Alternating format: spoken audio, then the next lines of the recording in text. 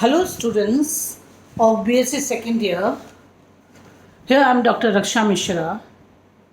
In the previous lecture, I have explained you about the primary structure of dicot and monocot stem, dicot monocot roots.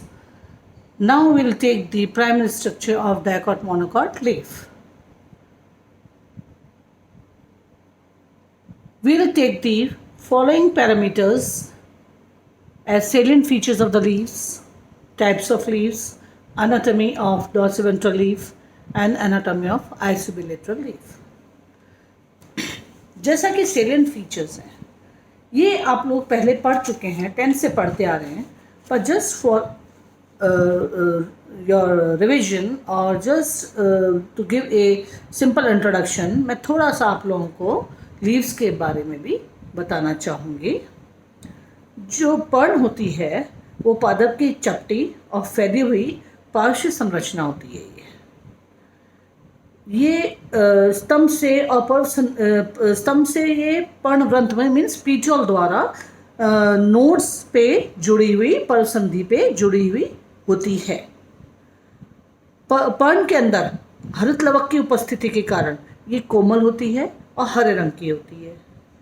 पर्ण का जो चपटा भाग होता है उसे पर्णफलक या लैमिना कहते हैं और इसके अंदर क्लोरोप्लास्ट प्रेजेंट होता है, इसलिए ये यहाँ पे फोटोसिंथेसिस भी होता है. पर्ण के मध्य में, क्योंकि ये बहुत कोमल होती है लीफ, इसलिए इसको स्टिफ रखने के लिए इसके मध्य में एक मिडरिब होती है और उससे अनेक शिराएं और या अनेक वेन्स निकलती हैं. पर्ण की जो आकृति होती है वो अलग अलग पर्ण की अलग अलग आकृति और प्रकार होते हैं, उनमें भिन्नताएं जरूर होती हैं, परंतु शारीरिक रूप से अगर हम संरचना से देखें तो इनमें सभी उत्तक तंत्र पाए जाते हैं. इनमें द्वितीयक वृद्धि नहीं होती है.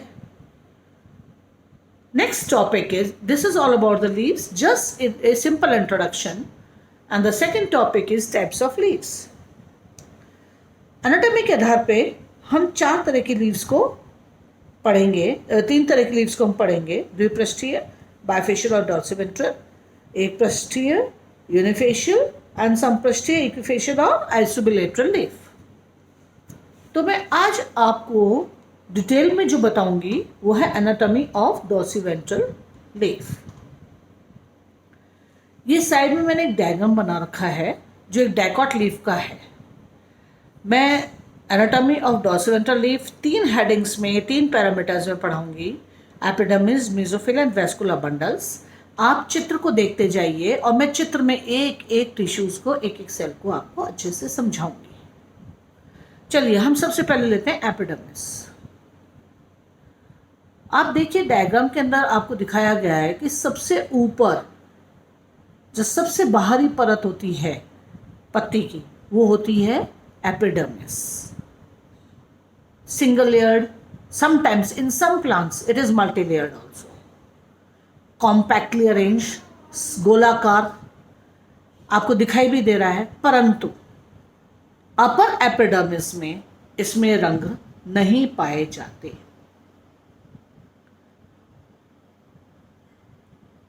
इस लेयर के एपिडर्मिस के ऊपर आपको दिखाई दे रहा है डार्क कलर की एक और लेयर है जो कि क्यूटिकल कहलाती है.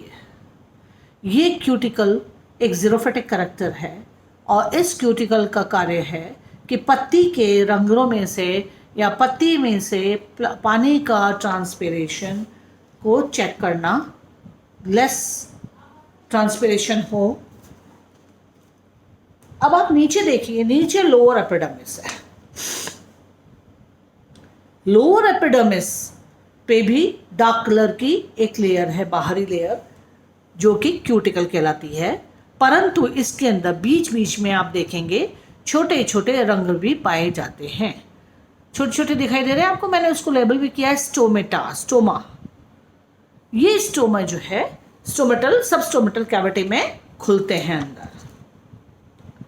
तो हमने क्या देखा, लीफ के अंदर अपर डॉर्सिवेंट्रल लीफ में अपर एपिडर्मिस में स्टोमेटाज नहीं होते हैं, लोअर एपिडर्मिस में स्टोमेटाज होते हैं. ये डॉर्सिवेंट्रल लीफ की जो स्थिति होती है वो अक्ष के लगभग समकोण या भूमि की सतह के लगभग समांतर होती है।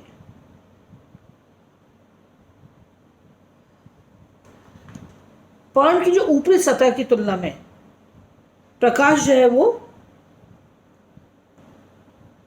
अधिक प्रकाश ऊपरी सतह पर प्राप्त होता है, इसलिए इसकी आंतरिक संरचना में ऊपर और निचले सतह पे ऊतकों में भिन्नता दिख रही होगी आपको। आप देखेंगे डायग्राम में समझाऊंगी तो भिन्नता दिखाई देगी आपको।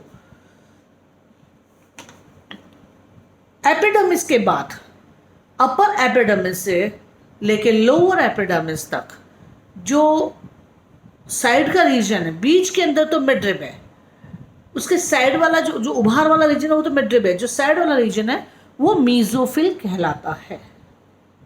डॉर्सिवेंट्रल लीफ के अंदर मीजोफिल रीजन जो होता है वो दो भागों में, दो तरह के टिश्यूज से बना हुआ होता है। दो प्रकार के उत्तक होते हैं इसमें, एक तो होता है खम उत्तक जिसे हम पैलिसेड पैरेन्काइमा कहते हैं, और एक होता है स्पंजी उत्तक जिसे हम स्पंजी पैरेन्काइमा। बनते दोनों पैरेन्काइमेटस टिश्यूज हैं, परंतु इनके स्ट्रक्चर में भी अंतर है, इनके फंक्शन में भी अंतर है।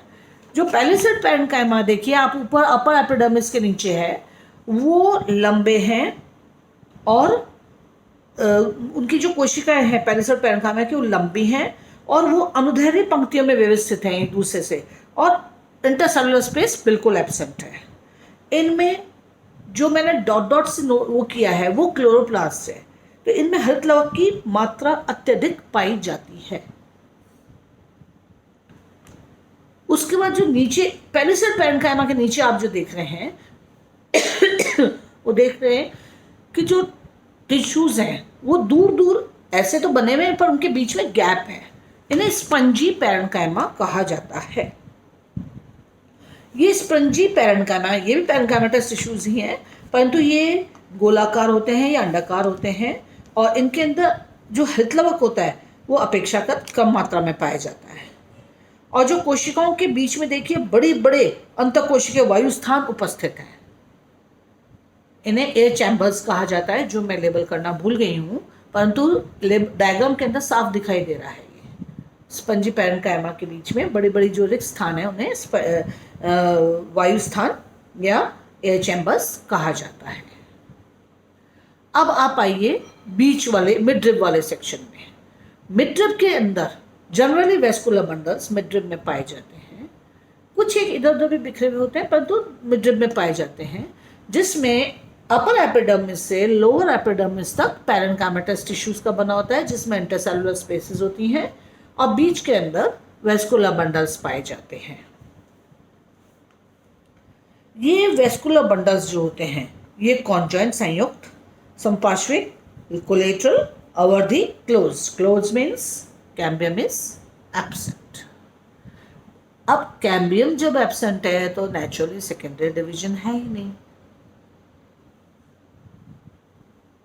जाइलम की जो ऊपरी अधिचर्म है, जाइलम देखिए आप ध्यान से देखिए डायग्राम में, जाइलम जो है वो ऊपर की तरफ टुवर्ड्स दी अपर एपिडर्मिस पाया जाता है, और जो फ्लोएम है टुवर्ड्स दी लोअर एपिडर्मिस पाया जाता है।